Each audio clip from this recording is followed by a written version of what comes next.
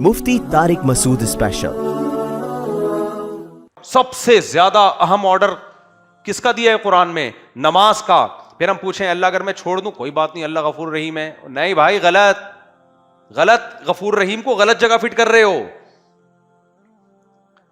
قرآن شروع یہاں سے ہوتا ہے، الذین یؤمنون بالغیب ویقیمون الصلاۃ۔ ایمان کی پہلی علامت غیب پر ایمان، وہ غیب جس کے برحق ہونے پر دلیل قائم ہے قرآن و سنت کی۔ اور اس کے بعد ایمان لانے کے بعد سب سے پہلا کام کیا کرتے ہیں؟ نماز پڑھتے نہیں ہیں، قائم کرتے ہیں۔ پڑھنے کا تو ذکر ہے ہی نہیں۔ قائم کا مطلب جماعت سے پورے خشوع و خضوع کے ساتھ، ٹرکھانے والا کام نہیں۔ جو پڑھنے والے وہ بھی ہر آدمی اخپل طریقے سے پڑھ رہا ہے، اخپل طریقہ ہے ہر آدمی کا۔ میں کوئی ادھر پڑھ رہا ہے، کوئی ادھر پڑھ رہا ہے۔ مسجد کی جماعت ہے بھائی، یہ مسجد کس سلسلے میں بنی ہے؟ فجر کی نماز میں آپ دیکھ لو کتنے نمازی ہوتے ہیں۔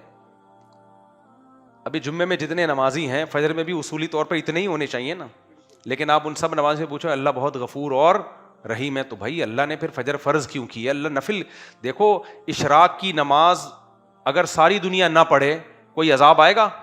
کیونکہ اللہ نے ہی اس کو فرض نہیں کیا نا۔ کیا خیال ہے؟ اللہ نے ہی فرض نہیں کیا۔ فجر تو اللہ نے فرض کی ہے، ظہر اللہ نے فرض کی ہے، عصر اللہ نے فرض کی ہے، مغرب اللہ نے فرض کی ہے، عشاء اللہ نے فرض کی ہے۔ اس میں کیسے یہ ممکن ہے کہ آپ چھوڑ دو بھائی؟ ابو مسعود رضی اللہ تعالیٰ عنہ یا عبداللہ ابن مسعود، صحابی کے نام میں مجھے تھوڑا سا تردد ہو رہا ہے، ان کی صحیح بخاری مسلم کی حدیث ہے۔ وہ کہتے ہیں ہم نبی کے دور میں کسی عمل، کوئی گناہ اگر ہو جائے نا، اس کے بارے میں یہ نہیں سمجھتے تھے کہ اس گناہ کے کرنے سے انسان کافر ہو جاتا ہے، لیکن نماز چھوڑنے والے کو ہم یہ سمجھتے تھے یہ اسلام سے کیا ہے؟ خارج۔ کیونکہ کسی مسلمان کی یہ مجال نہیں تھی کہ وہ نماز چھوڑ دے۔ اب اس حدیث کی تشریح میں وہی بات ہے نا، حدیث کی تشریحات میں اختلاف ہوتا ہے۔ عبداللہ بن مسعود یا ابو مسعود رضی اللہ عنہ، ان کی حدیث سمجھ میں آئی؟ بخاری مسلم کی حدیث۔ وہ کہتے ہیں دیکھو اس میں فقہا کا اختلاف ہے کہ کسی گناہ کو کرنے سے کافر ہوتا ہے کہ نہیں ہوتا۔ تو جمہور علماء کہتے ہیں گناہ کوئی بھی کر لو اس سے انسان کافر نہیں ہوتا، گنہگار ہوتا ہے، کیونکہ کفر کا تعلق عقیدے سے ہے، عمل سے نہیں ہے۔ کوئی زنا کر لے، اللہ نہ کرے، شراب پی لے، چوری کر لے، تو اس سے گنہگار تو ہوگا، اسلام سے خارج نہیں ہوگا۔ لیکن نماز چھوڑنا ایک ایسا جرم ہے، ایسا گناہ ہے کہ جس کے بارے میں تین امام مالک، امام ابو حنیفہ، امام شافعی کہتے ہیں کہ کافر تو نہیں ہوتا، کفر کے قریب پہنچ جاتا ہے۔ لیکن امام احمد ابن حنبل رحمہ اللہ تعالیٰ کہتے ہیں کہ اگر کسی نے جان کر فرض نماز چھوڑ دی تو وہ سچی مچی میں کافر ہو جاتا ہے۔ سمجھ میں آ رہی ہے بات کہ نہیں آ رہی ہے؟ وہ سچی مچی میں کیا ہو جاتا ہے؟ تبھی آپ نے عرب کو دیکھا ہوگا، وہ کچھ بھی ہو نماز نہیں قضا کرتے، نماز نہیں قضا کرتے وہ، وجہ اس کی وہ تو اسلام سے ہی نکل جائیں گے ہم۔ اور اسلام سے نکلنے کا مقصد کیا ہے؟ نکاح بھی ٹوٹ گیا۔ اگر آپ نے حج کیا تھا تو وہ حج بھی کیا ہو گیا؟ ضائع۔ اور اگر آپ بغیر توبہ کے مر گئے تو سعودیہ کے شیخ بن باز رحمہ اللہ تعالیٰ کا فتویٰ ہے کہ بغیر توبہ کے مر گیا تو مسلمانوں کے قبرستان میں اسے دفن بھی نہیں کیا جائے گا۔ یہ مطلب ہے اس کا نماز چھوڑنے کا، سمجھ رہے ہو؟ رفیع بھائی کو اشکال ہو رہا ہے، پھر بچے رفیع بھائی ایک دم بچوں پہ آ جاتے ہیں کہ پھر بچے کیا پیدا ہو رہے ہیں۔ خیر تو امام احمد بن حنبل کی دلیل بھی کمزور نہیں ہے، وہ دلیل میں یہی حدیث پیش کرتے ہیں جو میں نے بخاری مسلم کی حدیث پیش کی۔ صحابی رسول کہتے ہیں کہ ہم نبی کے دور میں کسی گناہ کے بارے میں یہ نہیں سمجھتے تھے کہ اس گناہ کو کرنے سے انسان کافر ہو جاتا ہے، گنہگار ہوتا ہے، وہ کافر نہیں ہوتا۔ لیکن نماز چھوڑنے والے کے بارے میں ہم یہ سمجھتے تھے یہ کیا ہے؟ کافر۔ باقی تینوں ائمہ کی طرف سے جو اس کا جواب دیا جاتا ہے اس حدیث کا، وہ یہ ہے کہ بھائی چونکہ اس زمانے میں کافر ہی نماز چھوڑتا تھا، مسلمان کے بارے میں تصور نہیں تھا، تو اس لیے جو نہیں آ رہا ہے اس کا مطلب تھا وہ کافر ہے۔ تو یہ تو انہوں نے زمانہ ہی نہیں دیکھا تھا نا کہ مسلمان بھی ہو اور نماز بھی نہیں پڑھ رہا، یہ تو وہ ان کے ذہن میں تصور ہی نہیں تھا کہ مسلمان ہو کے بھی کوئی نماز چھوڑے۔ تو راجح بات یہی ہے کہ نماز چھوڑنے سے انسان کافر نہیں ہوتا، لیکن اس سے یہ تو پتہ چلتا ہے کہ صحابہ کی نظر میں اسلام کی جو سب سے بڑی علامت تھی وہ کیا تھی؟ نماز. مسجد میں آ رہا ہے نہیں آ رہا ہے تو مسلمان ہے, نہیں آ رہا ہے اس کا مطلب مرتد ہو گیا. یہ وہ واقعی اس کو مسلمانوں کے قبرستان میں دفن نہیں کرتے, وہ سمجھتے تھے کہ یہ تو کافر, مسلمان ہوتا تو آتا نا. لیکن آپ سارے بے نمازیوں سے پوچھو, کہتے ہیں اللہ بہت غفور رحیم ہے, اللہ معاف کرنے والا ہے, اللہ مغفرت کر دے گا. اس کا مطلب یہ تو اللہ کا ایک طرح سے معاذ اللہ کے حکام کا مذاق اڑانا ہو گیا. کیا خیال ہے, مذاق اڑانا ہو گیا کہ نہیں ہو گیا؟ وہ کہہ رہا ہے, درجنوں جگہوں پہ علامات بیان کر رہا ہے, مومن نماز قضا نہیں کرتا. میدان جنگ میں نماز قضا کرنے کی اجازت نہیں دی, میدان جنگ میں نماز قضا کرنے کی اجازت نہیں دی. اس سے بڑی کوئی ضرورت ہو سکتی ہے؟ سفر میں اجازت نہیں دی ہے, 2 کر دی 4 کی, چلو 2 پڑھ لو. یہ 2 اس لیے دیے کہ قضا نہ کرو. سفر میں دیکھ رہا ہوں تو لوگ چھوڑے کہنے سفر ہے بھائی, سفر میں چلتا ہے. چلتا ہوتا تو اللہ 4 کی 2 نہ کرتا نا, اللہ کہتا ہے 4 پڑھو, نہیں پڑھی جائیں تو چھوڑ دینا. تبھی سفر میں سنت مؤکدہ نہیں رہتی, 4 کی 2 نہیں ہوتی سفر میں. کیوں؟ سنت مؤکدہ کا تعلق اس سے ہے کہ پڑھنا مشکل ہے کہ نہیں ہے. تو اگر سفر میں مشکل ہے تو پوری چھوڑ دو, نہیں مشکل ہے تو پھر پوری پڑھو. اس کا تعلق سفر سے نہیں ہے, اس کا تعلق ہے کہ پڑھنا مشکل ہے یا نہیں ہے. بعض دفعہ ایئرپورٹ پہ آپ وہ جہاز نکل رہا ہے یا ٹرین نکلنے والی ہے تو آپ چھوڑ دو سنت مؤکدہ. لیکن کہیں اسٹے کیا ہوا ہے آپ نے 10 دن تو ہو تو سفر میں, لیکن علماء لکھتے ہیں پھر وہاں سنت مؤکدہ پڑھنی پڑے گی آپ کو.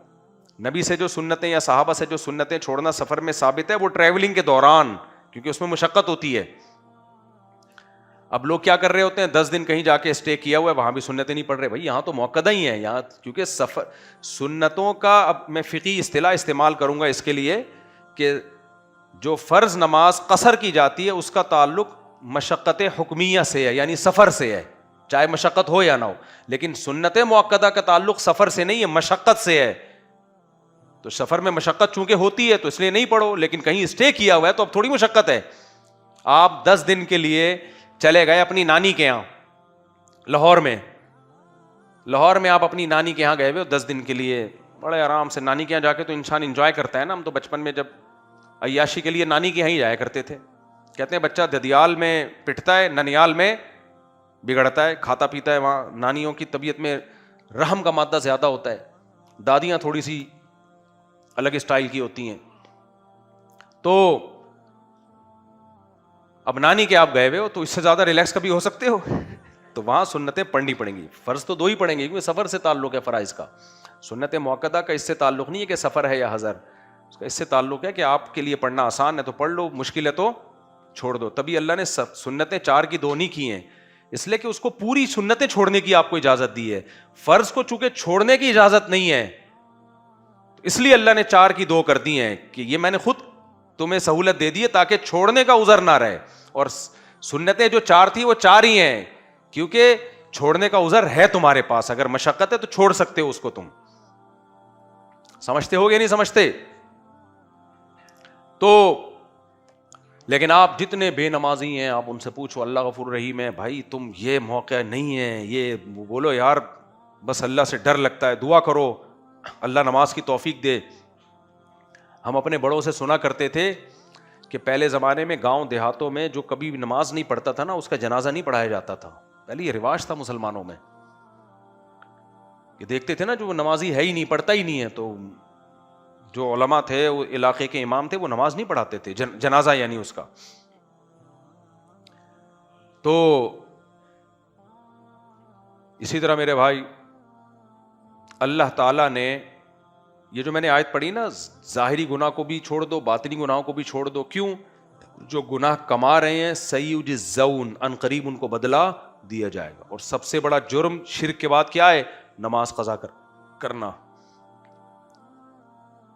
نماز قضا کرنا. اور یہ جو قرآن کی آیت ہے کہ اے میرے بندو الذین اسرفوا علی انفسہم, جو اپنی جان پر زیادتی کر بیٹھے ہو, لا تقنطوا من رحمت اللہ, اللہ کی رحمت سے نا امید مت ہو.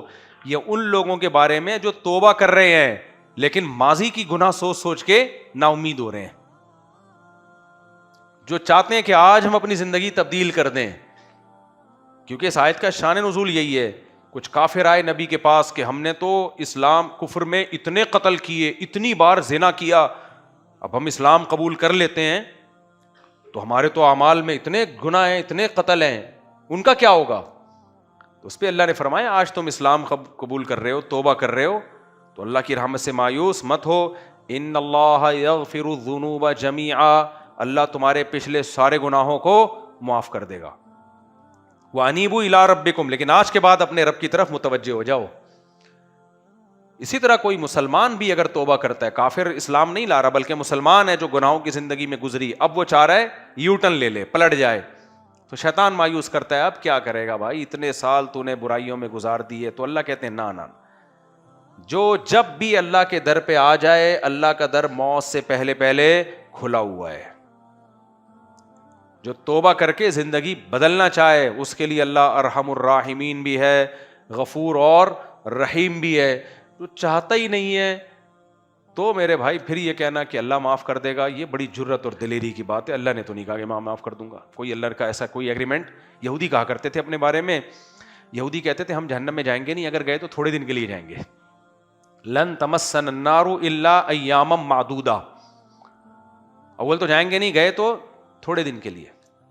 کیوں بھائی؟ ہم تو اللہ کے ایک لاڈلے نبی موسیٰ علیہ السلام کی امتی ہیں بھائی۔ آج بھی ہمارے لوگ کیا کہتے ہیں، ہم تو محمد صلی اللہ علیہ وسلم کے امتی ہیں جن کا مقام تو موسیٰ کلیم اللہ سے بھی بلند ہے، تو ہم تو ایک اللہ کے لاڈلے نبی کے امتی ہیں، ہم تو بخشے بخشائے۔ نا نا نا نا میرے بھائی، تو یہ سارے اعمال تو ہمارے لیے اللہ نے نازل کیے ہیں۔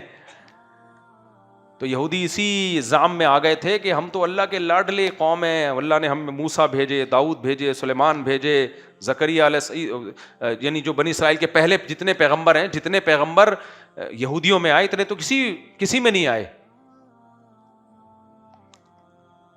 تو اللہ نے فرمایا قل اتخذتم عند اللہ عہدا، تم جو کہتے ہو ہم تھوڑے، اگر گئے تو تھوڑے دنوں کے لیے جائیں گے، تو اللہ نے کہا کہ اتخذتم عند اللہ عہدا، کیا اللہ نے تم سے کوئی ایگریمنٹ کیا ہے بھائی؟ آپ کہیں جاتے ہو کوئی چیز خریدنے کے لیے، آپ بولتے ہو مجھے تو تم یہ فری میں دو گے کیونکہ میں تمہارے چاچے کے پھپھے کے خالہ کا بیٹا ہوں۔ کہ بھائی میں نے کوئی اناؤنسمنٹ کی ہوئی کہ جو میرے چاچے کے پھپھے کی خالہ کا بیٹا ہوگا اس کو یہ چیز فری میں ملے گی؟ کیا خیال ہے؟ دیکھو مجھ سے لوگ ملنے کے لیے آتے ہیں، بعض دفعہ بے وقت آتے ہیں،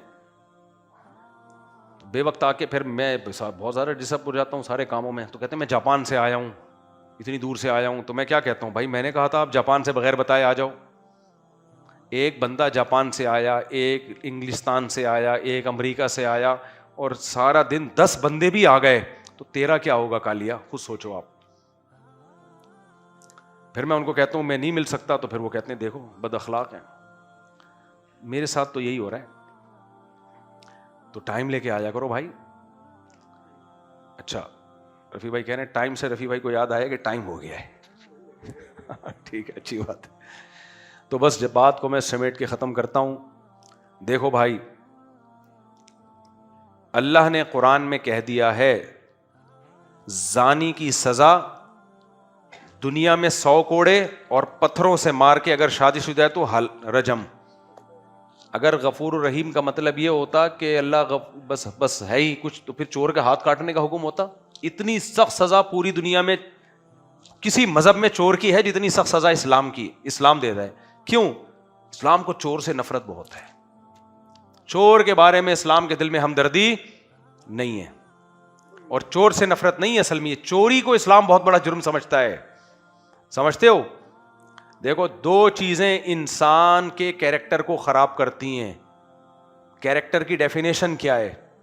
زبان، آپ کی زبان، اور مالی معاملات میں خیانت۔ جھوٹ بولنے والا کیریکٹر لیس ہوتا ہے، اور مالی خیانت چوری ہے نا، کیا خیال ہے؟ ان 2 چیزوں سے تو انسان کے کیریکٹر کا پتہ چلتا ہے نا۔ تبھی امریکہ میں قانون ہے نا، صدر اگر جھوٹ بول دے تو وہ اس کو صدارت سے، وہ نہیں، وہ ایک دفعہ کیس بن گیا تھا، صدر بش پہ بنا تھا میرا خیال ہے، کلنٹن پہ بنا تھا، اس کے بارے میں کیس ہو گیا تھا، اس نے جھوٹ بولا ہے، حالانکہ کوئی اتنی بڑی بات نہیں تھی، لیکن بھی امریکہ کا صدر نے جھوٹ کیسے بول دیا، اتنا بڑا کیس بن گیا تھا، وہ بڑی مصیبت میں آ گیا تھا کہ بھئی آپ صدر ہو کے جھوٹ بول رہے ہو۔ تو جھوٹ، نبی صلی اللہ علیہ وسلم نے فرمایا کہ سب کچھ ہو سکتا ہے، مومن جھوٹ نہیں بول سکتا، جھوٹ نہیں بول سکتا۔ اور دوسری چیز کیا ہے, پیسوں کے معاملات میں آپ 2 نمبری, کسی کا پیسہ کھا رہے ہو آپ, یہ مسلمان نہیں کر سکتا. تبھی اسلام میں چوری کی سزا کیا ہے, ہاتھ کاٹ دو بھائی. 1 درہم کسی کا کھایا 40 دن نماز قبول نہیں ہوگی, کیونکہ ان چیزوں کا تعلق آپ کے کیریکٹر سے ہے, کردار سے ہے. ابو سفیان جب ہرقل کے سامنے بیٹھے تھے نا زمانے جاہلیت میں, ہرقل نے سامنے بٹھایا اور ابو سفیان کے لوگوں کو پیچھے بٹھایا, اور پھر نبی کے بارے میں پوچھا. ابو سفیان کہتے ہیں خدا کی قسم میں جھوٹ بول دیتا, لیکن میں جو محمد صلی اللہ علیہ وسلم کے بارے میں پوچھا دشمنی کے باوجود میں نے سچ سچ اس لیے بتایا کہ مجھے قوم کے بارے میں خطرہ تھا, میں واپس جاؤں گا لوگ کہیں گے کہ عرب کا سردار ہو کے جھوٹ بول کے آیا ہے. مجبوراً سچ بولا ہے میں نے کہ اپنی عزت بچانے کے لیے, ورنہ وہ جب اسلام دشمن تھا تو نبی کی تعریف کیوں کرتے. وہ کہتے مجھے سچ بولنا پڑا کہ ایسا نہ ہو کہ میں جاؤں تو واپس یہ لوگ کیا بولے ہیں, عرب کا سردار ہے اور کیا کر رہا ہے, جھوٹ بول رہا ہے. تو اسلام میں میرے بھائی چور کا ہاتھ جو ہے نا, یہ چوری کو اسلام میں ہلکا جرم نہیں سمجھا گیا, اس لیے چوری کو بڑا جرم سمجھا گیا ہے. تو آپ بتاؤ اگر اللہ تعالیٰ چور کے بارے میں بھی رحم والے جذبات رکھتے تو ہاتھ کاٹنے کا حکم دیتے ہیں بھائی. یہ جو ڈکیتیاں کرتے پھر رہے ہیں موبائل اسنیچنگ اور بندوق سے, لوگ بڑا ترس کھا رہے ہوتے ہیں, ہائے ہائے بیچارے کو موقع دو. میں کہتا ہوں نہیں, موقع دیا تو تم بڑے ظالم ہو گئے, کہ اسلام موقع نہیں دے رہا. ڈاکو کی سزا اسلام میں قرآن نے بیان کی ہے کہ چوک پہ لٹکا دو, دایاں ہاتھ اور بایاں کا پاؤں کاٹ کے اس کو. اللہ کو ترس نہیں آ رہا, اللہ کو خودکشی کرنے والے پہ ترس نہیں آ رہا. ہم لوگ ترس کھا رہے ہوتے ہیں, ہائے بیچارے نے خودکشی کر لی, ہائے بیچارے نے یہ کر لیا, ہائے بیچارے نے. او بھائی اگر اتنا قابل ترس ہوتا تو اللہ جہنم کی آگ میں کیوں پھینکتا اس کو. خودکشی جرم ہے بھائی, قابل ترس نہیں ہے, کیونکہ یہ بڑھتی جا رہی ہے ہماری سوسائٹی میں. بات بات پہ بلیک میلنگ, یہ نہیں کیا تو میں یہ کر لوں گا, کر لے بھائی تم مر جا. ایک صاحب نے مجھے کہا میری بیگم مجھے ایموشنل بلیک میلنگ کر رہی تھی. آج کل بیگمات یہ ایموشنل بلیک میلنگ پہ بہت آئی ہوئی ہیں, ڈرامے دیکھ دیکھ کے, اس میں ایموشنل بلیک میلنگ ہی چل رہی ہوتی, وائٹ میلنگ تو آج کل ختم. تو وہ کہہ رہے مجھے کہنے لگی کہ اگر آپ نے یوں کیا تو پھر میں یہ کر لوں گی اور میں یہ کر لوں گی. میں نے کہا بیگم سے بولو کہ فی الحال ایڈوانس میں کر لو آپ کائنڈلی, کیونکہ اس طرح کی بلیک میلنگ میں اگر بندہ آ گیا نا وہ کسی کام کا نہیں رہتا. ایک صاحب تو یہاں تک آ گیا کہ میری بیگم نے زہر کی بوتل منگوا کے رکھ لی ہے, اور اس نے کہا اگر جو ہے وہ کوئی دباؤ میں ڈالا تھا کسی ناجائز بات پہ, یعنی ناجائز کا مطلب یہ کہ وہ شوہر پہ واجب نہیں ہے وہ, لیکن اس کو مجبور کیا میں یہ پی لوں گی, اور کہہ رہے لا کے رکھ لی ہے. میں نے کہا بھائی اس کو طلاق دے کے فارغ کر دے, یہ تیرے گلے پڑے گی. الٹے الٹے مشورے بھی کبھی کبھار میں دیتا ہوں. میں نے کہا زہر پی لے گی اور بلی تیرے اوپر آ جائے گی, کیونکہ ایسی عورت رکھنے کے قابل نہیں ہے جو خودکشی کی دھمکیاں دے رہی ہو, یا مرد بھی خودکشی کی دھمکیاں دے رہا ہو, نکال لو بھائی اس سے پتلی گلی سے, مر جائے گا تمہارے گلے پڑے گا. ایک تو ہوتا ہے نا بات بات میں ویسے ہی ڈائلاگ بولنا, یہ بھی نہیں بولو, لیکن ایک ہے آپ کو لگے کہ یہ سیریس ہو رہا ہے, پہلی فرصت میں کیا کرو بھائی. میں نے کہا گلے پڑے گی ہے. کہہ رہے میں چھوڑ نہیں سکتا. اب اس وقت متحدہ کا دور تھا, MKM کا. میں نے کہا میں چھوڑ نہیں سکتا. کہہ رہے متحدہ کی ہے. میں نے کہا پھر تو اپنے لیے ایک بوتل لا کے رکھ لے, بہتر یہ کہ متحدہ کی ہے بھائی.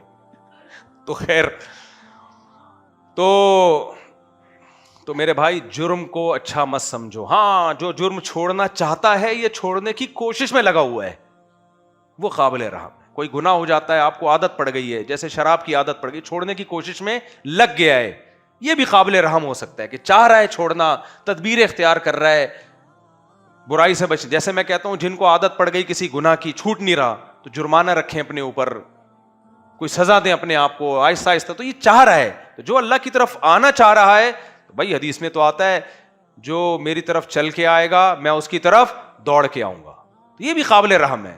لیکن ڈھیڑ بن کے بیٹھا ہوا ہے, کوئی پلاننگ نہیں کر رہا کہ میں نے نماز کی پابندی کیسے کرنی ہے, میں نے شراب کیسے چھوڑنی ہے, میں نے زنا کیسے چھوڑنا ہے, بد نظری کیسے چھوڑنی ہے, فحش فلمیں کیسے چھوڑنی ہے, لڑکیوں سے دوستیاں, کوئی پلاننگ نہیں ہے. اور پھر کہہ رہے کہ میں 27ویں رات میں آ کے گڑگڑا کے رو کے بخشوا لوں گا. تو این خیال است, اور یہ احمقوں کی جنت اسی کو کہا جاتا ہے. کیا کہا جاتا ہے, اسی کو کیا کہا جاتا ہے, نمازیں چھوڑ رہا ہے. سب سے آدھے مسئلے تو نماز حل کر دیتی ہے, 5 وقت باجماعت نماز پڑھو تو ویسے ہی آدھے سے زیادہ برائیاں چھوٹ جاتی ہیں. تو اللہ تعالیٰ ہمیں برائیوں سے بچنے کی توفیق عطا فرمائے.